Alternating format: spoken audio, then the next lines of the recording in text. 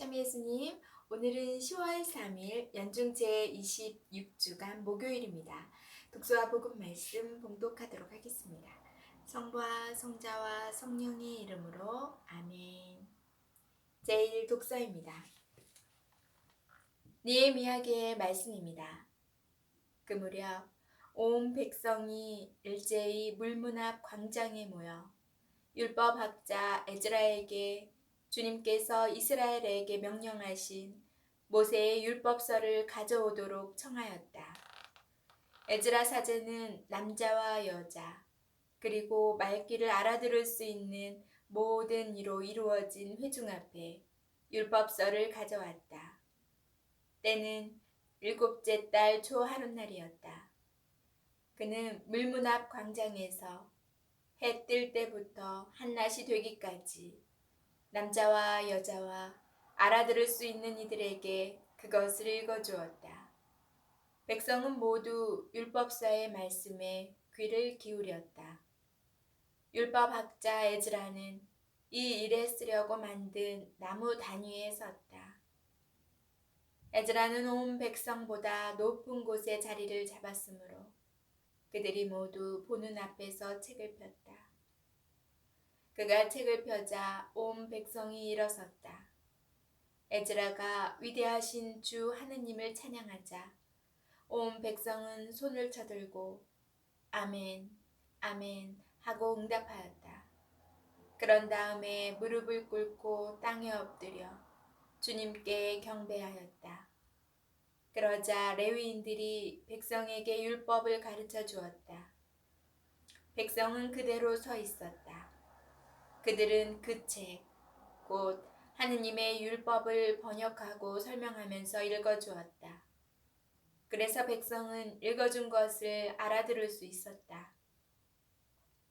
느헤미야 총독과 율법학자며 사제인 에즈라와 백성을 가르치던 레위인들이 온 백성에게 타일렀다.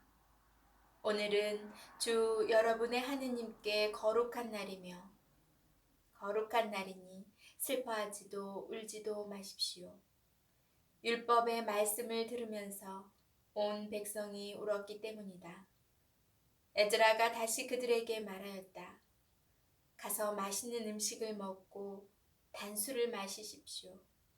오늘은 우리 주님께 거룩한 날이니 미처 마련하지 못한 이에게는 그의 몫을 보내주십시오. 주님께서 베푸시는 기쁨이 바로 여러분의 힘이니 서러워하지들 마십시오. 레위인들도 오늘은 거룩한 날이니 조용히 하고 서러워하지들 마십시오 하며 온 백성을 진정시켰다. 온 백성은 자기들에게 선포된 말씀을 알아들었으므로 가서 먹고 마시고 몫을 나누어 보내며 크게 기뻐하였다. 주님의 말씀입니다. 하느님 감사합니다. 복음 말씀입니다. 루카가 전한 거룩한 복음입니다.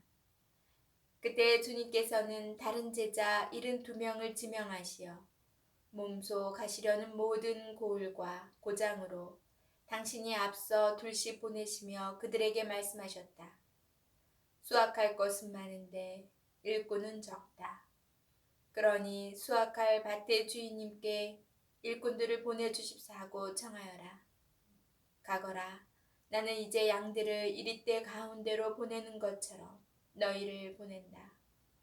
돈주머니도 여행 보따리도 신발도 지니지 말고 길에서 아무에게도 인사하지 마라.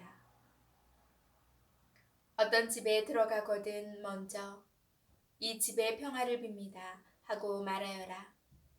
그 집에 평화를 받을 사람이 있으면 너희의 평화가 그 사람 위에 머무르고 그렇지 않으면 너희에게 되돌아올 것이다. 같은 집에 머무르면서 주는 것을 먹고 마셔라. 일꾼이 품삯을 받는 것은 당연하다. 이 집 저 집으로 옮겨 다니지 마라.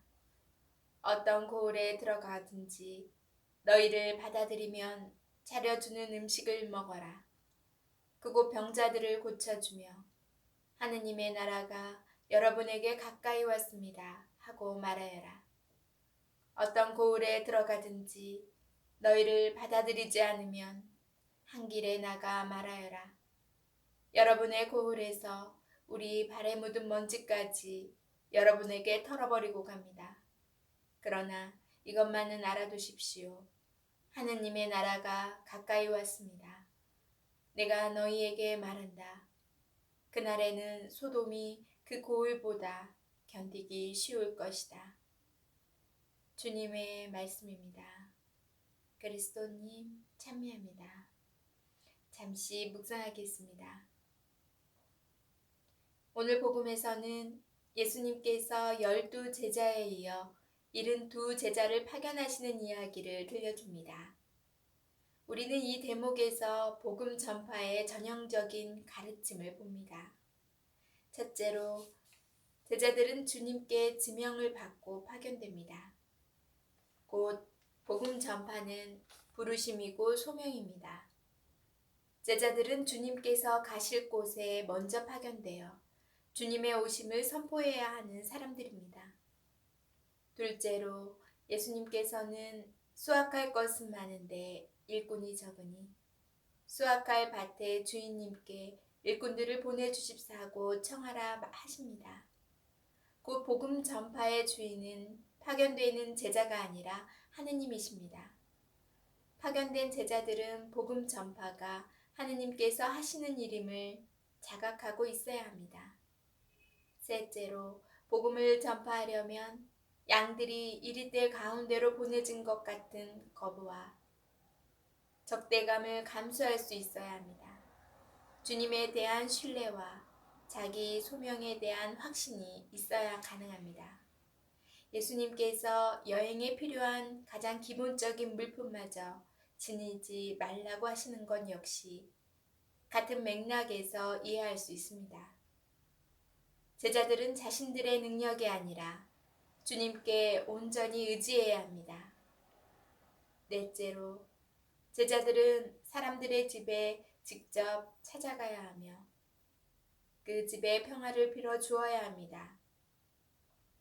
여기에서 평화는 인사이면서 동시에 주님께서 선포하시는 구원의 선물입니다.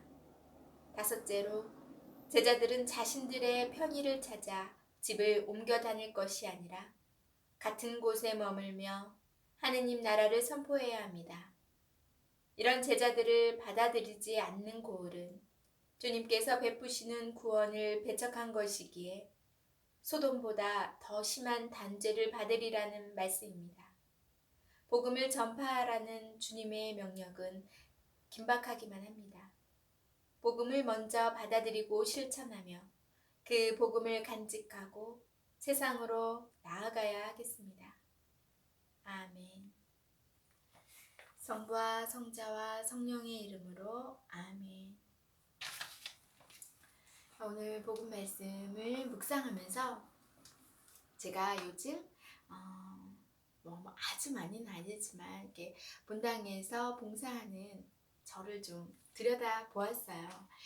그래서 아무래도 일상 저의 또 일을 하고 또 육아를 하고 또 살림을 하면서 성당의 봉사 생활을 같이 한다는 게 어떨 때는 벅찰 때가 저도 느껴질 때가 있어요. 그래서 내 주어가 과연 뭐지?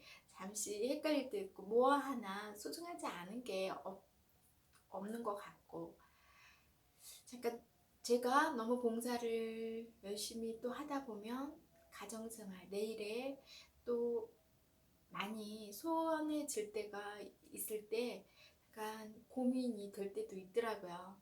그래서 아마 봉사를 좀 많이 하시는 분들, 봉사를 하시는 분들, 바쁨 속에서도 하시는 분들은 아마 비슷한 그런 감정을 느끼지 않으셨나 좀 궁금하긴 한데요. 비슷한 감정을 느낄 때가 제 주변에는 많이 계시더라고요. 그래서 봉사를 좀 줄여야 되나? 또 주님께서 맡겨주신 이 일을 놓는다는 게 또 제 마음이 편치도 않고 가끔 이렇게 딜레마가 될 때가 있어요. 근데 오늘 복음을 묵상하면서 내가 내 힘으로만 무엇을 하려고 했었구나라는 생각이 들었어요. 내가 내 힘으로만 무엇을 자꾸 하려고 하니 힘에 벅칠 때가 있고 지칠 때가 있었구나라는 생각이 들어요. 그래서 이 모든 거는 어차피 주님께서 함께 해주시는 거기 때문에 주님께 진짜 온전히 맡기고 그저 주어진 일에 최선을 다해야 된다는 이 원론적인 다시 원론에 도달을 하면서 다시 기분에 충실하자라는 생각을 갖게 되었어요. 그래서 여러분들도 혹시 저와 같은 상황이 된다면 모든 거 다시 주님께 맡기고 내 앞에 주어진 일에 그저 주님과 함께 최선을 다해 나가는 하루하루가 되셨으면 좋겠습니다. 오늘은 개천절이라 물론 일하시는 분도 계실 거고 또 쉬시는 분도 많이 계실 텐데요. 저희 분당은 오늘 매월 첫 주 목요일이 성시간이 있어서 이따 미사 참례하려고 그러는데 혹시 저희 분당과 같은 그렇게 일정에 잡히신 성당에 계시면 미사 참례 또 잊지 마시고 하셨으면 좋겠어요. 오늘 하루 주님 안에서 잘 보내시고 전 내일 다시 만날게요.